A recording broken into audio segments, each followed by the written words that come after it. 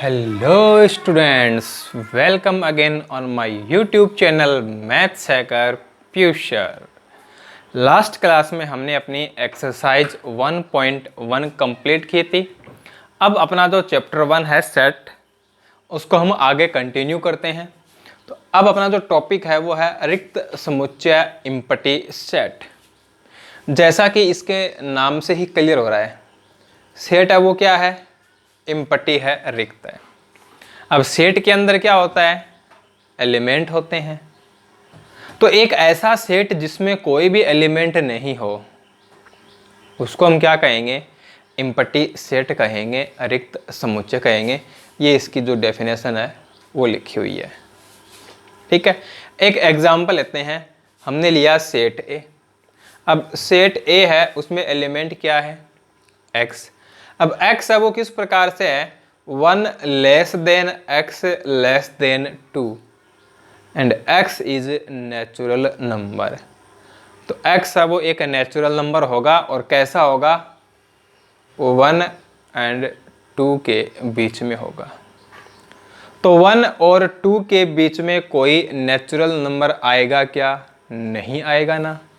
It means set ए के अंदर कोई भी एलिमेंट नहीं होगा, और सेट ए के अंदर कोई भी एलिमेंट नहीं होगा। इट मीन्स सेट ए है वो क्या हो गया, इम्पटी सेट हो गया, वॉइड सेट हो गया, नल सेट हो गया, रिक्त समुच्चय हो गया। एक एग्जांपल हम और लेते हैं, set B. x such that x square minus 2 equal 0, x belongs to q। अब देखो इस इक्वेशन को सोल्व करो। ठीक है, तो x स्क्वायर इक्वल 2 हो जाएगा, बोथ साइड स्क्वायर रूट लेंगे, तो यहाँ से x की जो वैल्यू होगी वो क्या होगी, √2 होगी। अब √2 है वो रेशनल नंबर है क्या, नहीं है। इट मीन्स सेट b के अंदर कोई भी एलिमेंट नहीं होगा। तो b भी क्या हो गया, इम्पटी सेट हो गया, वॉइड सेट हो गया, एक समुच्चय हो गया। अब हमने ये बात पढ़ी थी कि जो सेट है उसको हम कैपिटल अल्फ़ाबेट से डिनोट करते हैं, लेकिन हम बात करेंगे रिक्त समुच्चय की, इम्पटी सेट की। तो इसके लिए हमने ये एक स्पेशल सिंबल ले रखा है, फाई। इसको हम क्या बोलते हैं, फाई बोलते हैं। या फिर जो करली ब्रेसिस है अपना, उसके अंदर कुछ नहीं लिखा हुआ है, तो ये इसका एक सिंबल है, इसका नाम है। ठीक है, तो इस तरीके से हम क्या कर सकते हैं, इम्पटी सेट को डिनोट कर सकते हैं। नेक्स्ट अपना परिमित और अपरिमित समुच्चय, finite and infinite set. Number of elements finite होंगे, समुच्चय में अवयवों की संख्या परिमित होगी। नंबर ऑफ एलिमेंट इनफाइनाइट होंगे, अवयवों की संख्या अपरिमित होगी। नाम से पता लग रहा है। ठीक है, डेफिनेशन है वो लिखी गई है। एग्जाम्पल देखें, सेट ए है, तो सेट ए में जो एलिमेंट हैं वो है 1 2 3 अप टू 100। 1 to 100 एलिमेंट हैं इसके अंदर। तो ये फाइनाइट हुआ कि इनफाइनाइट हुआ, फाइनाइट सेट है, तो ये फाइनाइट सेट है।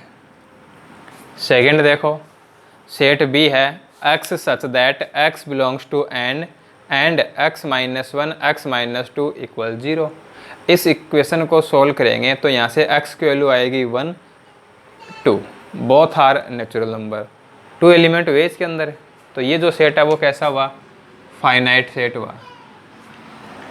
सेट सी की बात करते हैं, 2 4 6 एज सो ऑन। कहाँ तक एलिमेंट है इसमें कोई कंफर्म नहीं है, कुछ पता नहीं है। ठीक है, इट मीन्स ये क्या हुआ, इनफाइनाइट सेट हुआ। सेट डी की बात करें, x such that x belongs to n, x is a prime number, x अभाज्य संख्या है, नेचुरल नंबर भी है और प्राइम नंबर भी है, प्राकृत संख्या भी है, अभाज्य भी है। तो 2 3 5 7 एज सो ऑन, पता ही नहीं है, बहुत सारी अभाज्य संख्या हैं। तो इसका मतलब ये हुआ कि ये जो सेट है वो भी कैसा है, इनफाइनाइट सेट है। नेक्स्ट है समान समुच्चय, इक्वल सेट्स। समान समुच्चय, इक्वल सेट, इक्वल कब होंगे, जब उनमें जो एलिमेंट्स होंगे वो एग्जैक्टली सेम होंगे। अपने को कोई दो समुच्चय दे रखे हैं ए और बी, उन दोनों सेट ए और सेट बी के अंदर जो एलिमेंट है वो एग्जैक्टली सेम होने चाहिए, यानी जो ए में है वो बी में है और जो बी में है वो ए में है। ठीक है, डेफिनेशन अब लिखी हुई है। ए और बी यदि इक्वल सेट हैं तो उसको हम इस प्रकार से लिखेंगे। फॉर एग्जाम्पल, ये हमने सेट ए लिया है और ये हमने सेट बी लिया है। 2 दोनों में है, 3 दोनों में है, 4 दोनों में है, 1 दोनों में है। यहाँ भी 4 एलिमेंट हैं, यहाँ भी 4 एलिमेंट हैं, यानी दोनों में नंबर ऑफ एलिमेंट है वो सेम है। फिर जो एलिमेंट ए में है वो बी में है, या कहें कि जो बी में है वो ए में है, इसे हम बोलते हैं एग्जैक्टली सेम, तथ्यतः समान। इट मीन्स ए और बी इक्वल सेट हैं, तो इसको हम क्या कहेंगे, ए इक्वल बी कहेंगे। तो ये हो गया अपना समान समुच्चय इक्वल सेट। अब देखो अपनी एक्सरसाइज है 1.2, क्वेश्चन नंबर 1 देखते हैं। क्वेश्चन नंबर 1 है, उसमें हमें कुछ सेट दे रखे हैं, हमें बताना है कि उसमें से कौन कौन से रिक्त समुच्चय हैं, एम्प्टी सेट हैं। तो इसमें से कौन कौन से एम्प्टी सेट हैं वो बताना है। फर्स्ट देखो, 2 से भाज्य विषम प्राकृत संख्याओं का समुच्चय, set of odd natural numbers divisible by 2। तो अपने पास ऐसी कोई विषम संख्या होगी क्या जिसमें 2 का भाग जाए? नहीं होगी। ठीक है ना, कोई भी ऑड नंबर है वो 2 से डिविजिबल नहीं होता। इसका मतलब इस सेट में कोई भी एलिमेंट नहीं होगा, और इसमें कोई भी एलिमेंट नहीं होगा तो ये क्या है, रिक्त समुच्चय है, एम्प्टी सेट है। यह रिक्त समुच्चय है, it is an empty set. Next देखो, सम अभाज्य संख्याओं का समुच्चय, set of even prime numbers.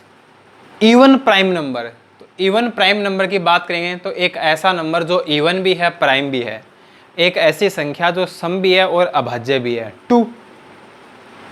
तो इसका मतलब ये क्या है, एम्प्टी सेट तो नहीं है, क्योंकि इसके अंदर एक एलिमेंट आ गया। 2 है वो इवन भी है प्राइम भी है, संख्या 2 है वो सम भी है अभाज्य भी है, तो ये एम्प्टी सेट नहीं है, not empty set, it is not empty set.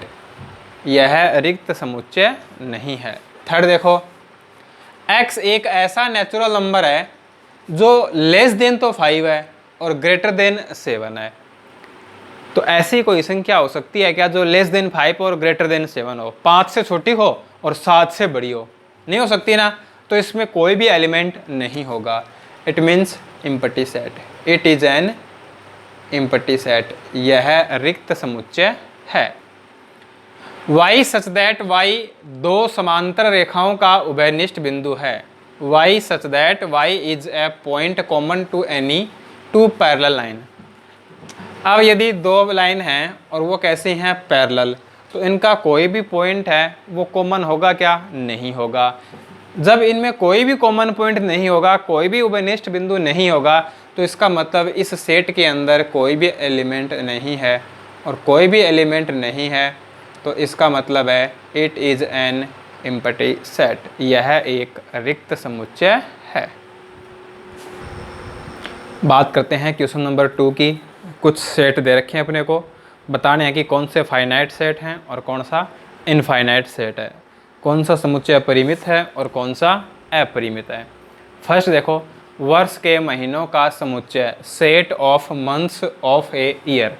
तो एक ईयर में 12 मंथ होते हैं, है ना, तो इसका मतलब है ये क्या है, फाइनाइट सेट है, it is a finite set. यह एक परिमित समुच्चय है। सेकंड देखो, 1 2 3 एज सो ऑन, ये जो सीक्वेंस है वो कहाँ तक जाएगी, इनफाइनाइट तक। यह अपरिमित समुच्चय है, it is infinite set. Third देखो, 1 2 अप टू कहाँ तक है, 100 तक, इट इज़ फाइनाइट सेट। यह परिमित समुच्चय है। नेक्स्ट है, 100 से बड़े धन पूर्णांकों का समुच्चय, set of positive integers greater than 100। Greater than 100, 100 से बड़े कहाँ तक, अनंत तक, इनफाइनाइट तक। कैसा सेट हुआ, infinite set, it is infinite set, यह अपरिमित समुच्चय है। नेक्स्ट है 99 से छोटे अभाज्य पूर्णांकों का समुच्चय, the set of prime integers less than 99। तो 2 से लेकर 99 से छोटा जो प्राइम नंबर होगा वो लेना है। तो ये कैसे हो जाएंगे, फाइनाइट हो जाएंगे, परिमित हो जाएगा। तो बस छोटी छोटी बातें थी, तो देखना है कि कौन से में फाइनाइट एलिमेंट हैं और कौन से में इनफाइनाइट एलिमेंट हैं। बात करें क्वेश्चन नंबर 3 की, तो वो भी सेम ही है जैसा अपना क्वेश्चन नंबर 2 था। बताना है कि कौन सा सेट फाइनाइट है और कौन सा इनफाइनाइट है। परिमित अपरिमित समुच्चय के बारे में बताना है। फर्स्ट है एक्स एक्स के समांतर रेखाओं का समुच्चय, the set of lines which are parallel to X axis. ये अपनी एक्स एक्सिस है, तो इसके पैरेलल हम कितनी भी लाइन ड्रॉ कर सकते हैं, ठीक है ना। तो ये जो सेट होगा वो क्या होगा, इनफाइनाइट सेट होगा, ठीक है, अपरिमित समुच्चय। सेकंड, अंग्रेजी वर्णमाला के अक्षरों का समुच्चय, the set of letters in English alphabet, A to Z, finite set है, परिमित समुच्चय है। उन संख्याओं का समुच्चय जो 5 के गुणज हैं, the set of numbers which are multiples of 5, 5 के मल्टीपल 5, 10, 15, 20, 25, 30 आगे तक, क्या हो जाएगा, इनफाइनाइट। यदि यहाँ गुणज की जगह गुणनखंड होता, मल्टीपल्स की जगह फैक्टर हो जाए, तब ये जो सेट होगा वो क्या बन जाएगा, फाइनाइट बन जाएगा, परिमित बन जाएगा। पृथ्वी पर रहने वाले जानवरों का समुच्चय, the set of animals living on the earth. अब देखो हम इसको देखेंगे तो हमें ऐसा लगेगा कि ये इनफाइनाइट सेट है, क्योंकि पृथ्वी पर तो बहुत सारे एनिमल्स हैं, बट हमने उन एनिमल्स का क्या कर रखा है, क्लासिफिकेशन कर रखा है ना, सभी को हमने काउंट कर रखा है।